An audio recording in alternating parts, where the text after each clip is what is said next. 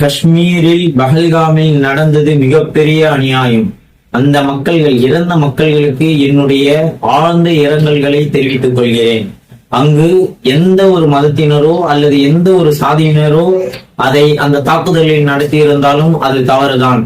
இஸ்லாம் கூறுகிறது, எந்த ஒரு மனிதன் தன் நாவினாலோ அல்லது தன்னுடைய கரங்களாலோ பிறருக்கு அநீதம் இழைக்காதவன் எவனோ அவனே சிறந்த முஸ்லிம் என்று கூறுகிறது.